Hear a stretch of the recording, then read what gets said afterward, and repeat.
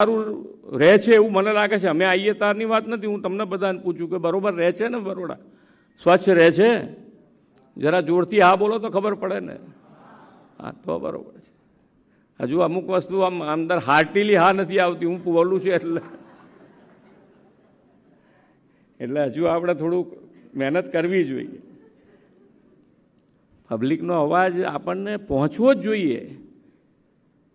સંવેદનશીલ સરકાર કોને કહેવાય? કે પબ્લિકનો અવાજ પહોંચે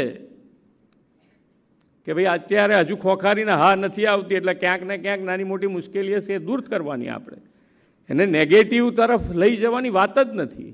હું હંમેશા કહું કે ભાઈ જેટલું આપણે પ્રેસ મીડિયાના મિત્રો કોઈ પણ આજે કેટલી મહેનત, આજે જે વરસાદ પડે, વરસાદ આવે, તોફાન આવે, વાવાઝોડા આવે, પ્રેસ મીડિયાના મિત્રો છે ક્યાંની ક્યાં એમની પોતાનું જીવનું જોખમ થઈ જાય એવા ત્યાંથી જઈને સમાચાર લાવે અને આપણે સમાચારને કહીએ કે આ તો નેગેટિવ છે અને નેગેટિવ સમાચાર. આવું હતું હશે?